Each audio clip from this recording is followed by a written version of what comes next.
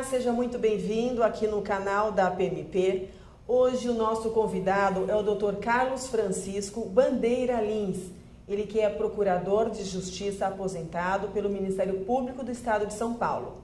E ele veio aqui hoje para falar sobre as memórias que ele guarda para comemorar os 80 anos da PMP. Dr. Carlos Bandeira, muito obrigada pela presença do senhor aqui na PMP. Por gentileza, suas considerações iniciais. Pois não, Dora, eu é que fico muito honrado em ter o meu nome lembrado para essa entrevista, esse depoimento. Eu passei mais de 30 anos da minha vida servindo ao Ministério Público e não me desliguei em nenhum momento depois que me aposentei.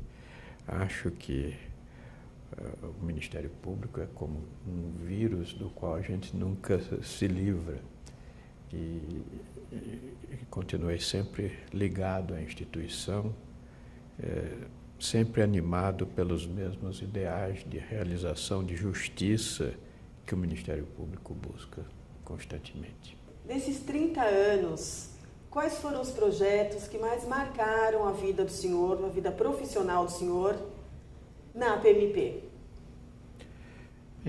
Eu achei que, logo no meu ingresso na instituição, que a minha luta principal deveria ser pelo restabelecimento do Estado de Direito e do regime democrático.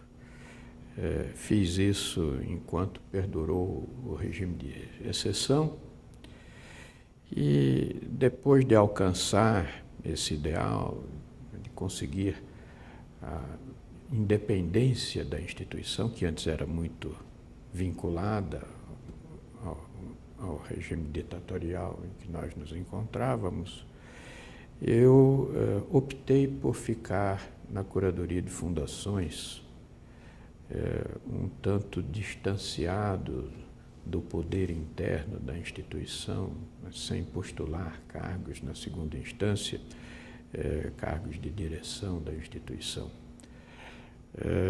Sempre achei que o Ministério Público me permitia a concretização de um ideal de vida, que era poder viver sem reconhecer senhores e sem precisar de servos. Por isso me agradava ficar na Curadoria de Fundações, onde eu sentia prestar um relevante trabalho para a sociedade em defesa da diminuição das disparidades de renda, em defesa da preservação de uma cultura autenticamente brasileira, em vez de disputar os cargos internos na instituição. Na época não se falava na possibilidade dos membros de primeira instância concorrerem aos cargos diretivos da entidade, e eu nunca me preocupei com isso, porque achava que haveria algum colega que fosse melhor do que eu para dirigir a instituição, cuidar de licitações, arranjar dinheiro com o Poder Executivo.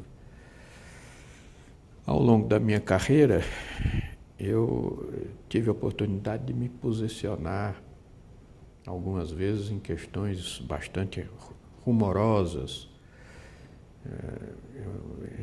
em defesa da independência da TV Cultura, agi contra 2 governadores de estado, que coincidentemente são os 2 que estão presos hoje, mas que na época detinham um grande poder e contavam com razoável parcela de apoio dentro da instituição, inclusive de sua chefia.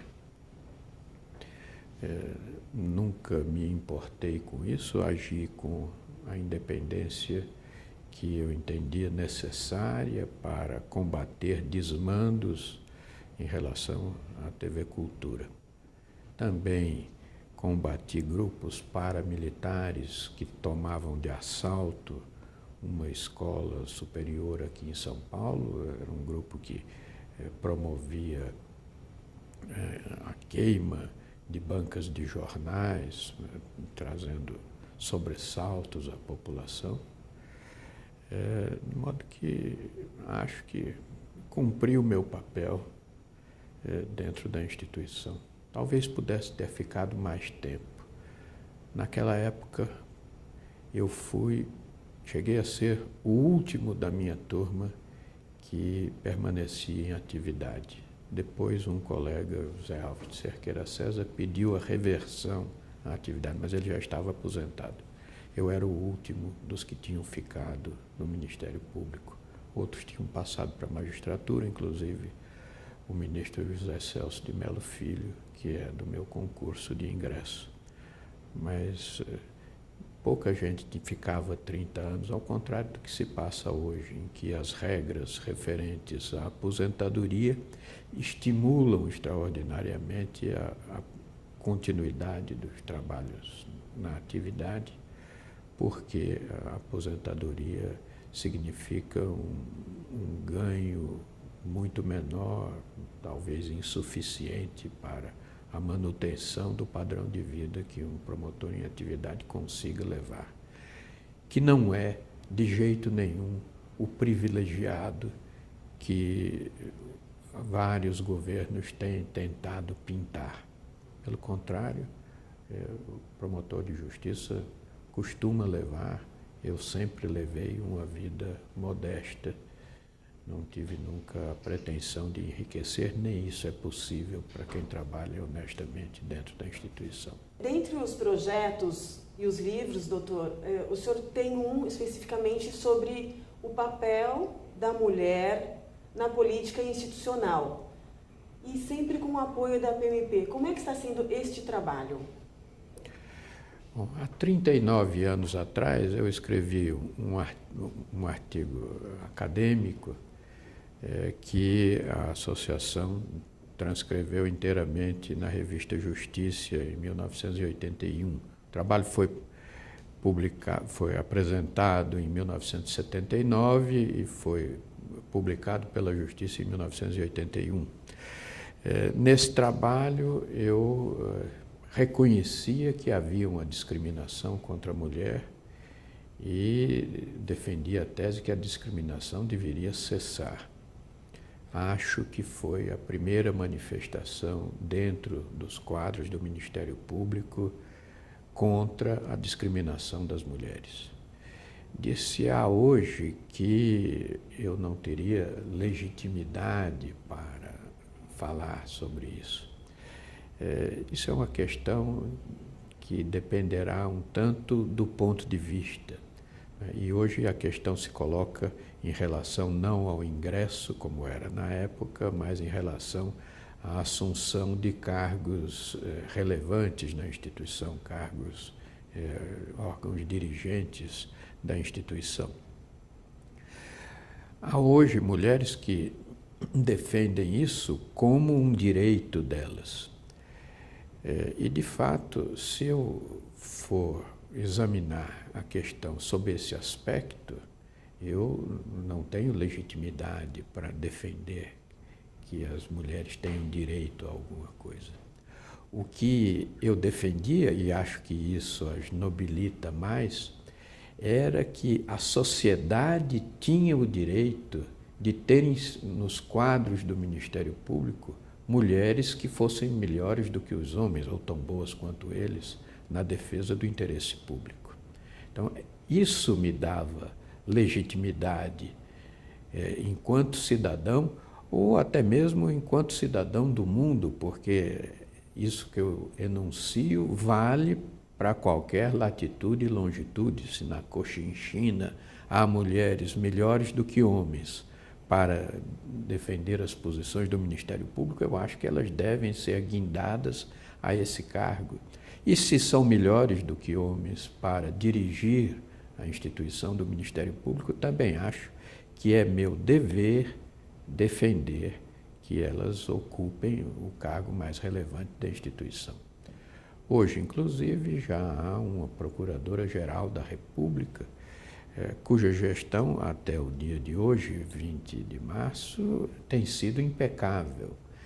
Então, eu acho que as mulheres estão plenamente credenciadas a exercer qualquer cargo na instituição. Qual a importância da PMP na vida profissional, institucional dos promotores? Eu acho que é uma instituição de extrema importância. Há reivindicações que não podem ser feitas pelo Procurador-Geral, porque não é o papel da instituição defender a si própria. É um tanto constrangedor isso de falar em defesa dos próprios interesses. Na instituição, na entidade de classe, não. Ela existe exatamente para defender isso. Então, o papel que teve a Associação do Ministério Público agora, quando se tentava mudar radicalmente o sistema de aposentadorias, eu acho que foi fundamental e nenhum procurador-geral poderia fazer o que fez o Paulo Penteado aqui na instituição, né?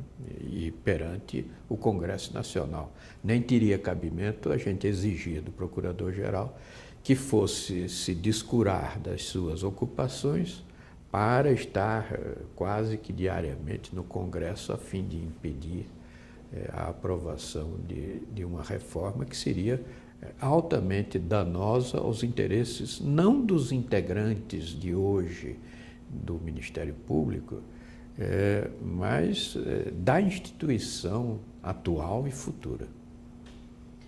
Nesses 30 anos, o que mais marcou a vida do senhor, até emocionalmente mesmo? Emocionalmente, eu sou muito ligado ao Ministério Público. Não sei se eu já disse que o Ministério Público é um vírus do qual a gente não consegue se livrar nunca. Eu acho que o ingresso dos meus filhos na instituição me marcou muito. Alguns momentos, umas passagens da minha vida em que eu travei as lutas mais difíceis foram muito marcantes. Tudo isso, sem dúvida, eu carrego comigo e hei de carregar sempre. E o que o senhor espera para a PMP nos próximos anos? Eu espero que ela continue dando retaguarda a cada promotor, que na sua função específica tem o dever de atender aos anseios sociais na concretização de uma sociedade que seja justa. Esse é o papel fundamental de cada promotor. Como dizia Antero de Quental, combater à grande luz da história os combates eternos da justiça. É isso que se espera que cada promotor faça.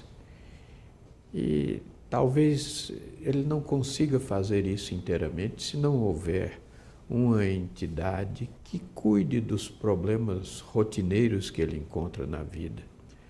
E a Associação Paulista do Ministério Público tem esse papel de auxiliar o promotor na sua labuta diária, nos problemas que enfrenta, de outra ordem que não seja jurídica, tornando mais fácil o exercício da função relevante para a sociedade, que é de buscar justiça em toda a esfera pública.